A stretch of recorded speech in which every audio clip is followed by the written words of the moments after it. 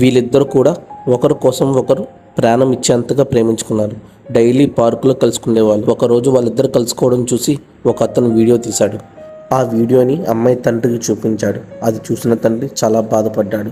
వాళ్ళిద్దరు కలిసి ఉండడం పార్కులో చూశాడు ఆ తండ్రి. ఏంటి మనకున్న పరువుని బజారు పాడేద్దాం అనుకుంటున్నావు అని చెప్పి తండ్రి కూతురు పైన గసురుకున్నాడు. అప్పుడు వాళ్ళ డాడీ రాత్రంతా ఆలోచిస్తూ పిల్లిష్టం కాదనలేక తర్వాత రోజు ఉదయం లేచి అబ్బాయి ఉంటున్న గ్రామానికి వెళ్ళి విచారణ చేస్తాడు. ఏం చేస్తూ ఉంటాడో అబ్బాయిది మన క్యాస్ట్ కాదు, సొంత ఇల్లు కూడా లేదు, చిన్న ఇంట్లో అద్దెకుంటున్నారు. అబ్బాయి జులై తిరుగుతూ ఉంటాడు. కానీ నాన్న చాలా మంచోడు అతను అని అంటుంది కూతురు. ఎంత మంచివాడైనా సరే మన కులం కాదు, మన వాళ్ళు ఏమనుకుంటారని చెప్పి కూతురుతో అంటాడు.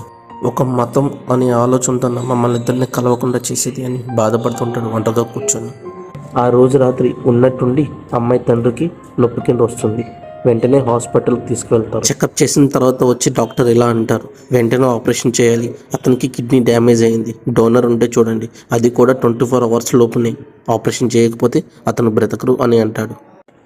అమ్మాయి ప్రేమించిన అబ్బాయికి ఫోన్ చేసి బాధపడుతూ ఇలా అంటుంది, నువ్వేమీ కంగారు పడకు, నేను వస్తున్నా అని అంటాడు అబ్బాయి. ఆపరేషన్ సక్సెస్ అవుతుంది. తండ్రికి ప్రాణాపాయం తప్పుతుంది.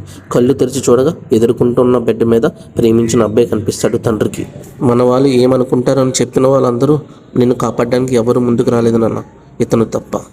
ప్రేమించిన అబ్బాయి తండ్రితో ఇలా అంటాడు, మిమ్మల్ని మెప్పించాలను, మీ దగ్గర సానుభూతి పొందాలని చెప్పి మీకు నేను సహాయం చేయలేదు. మీ ప్లేసులో ఎవరున్నా సరే నేను ఎలాగే చేస్తానని చెప్పి అతని తండ్రితో ఇలా తండ్రి చెప్తాడు, కూతురు చెప్పింది నీ గురించి, నువ్వు చాలా మంచివాడు అని చెప్పి, మరీ ఇంత ప్రాణాలు త్యాగం చేసి అంత మంచివాడు అని చెప్పి అస్సలు అనుకోలేదు అల్లుడు అని చెప్పి కూతురుతో పెళ్లి చేయడానికి అంగీకరిస్తాడు.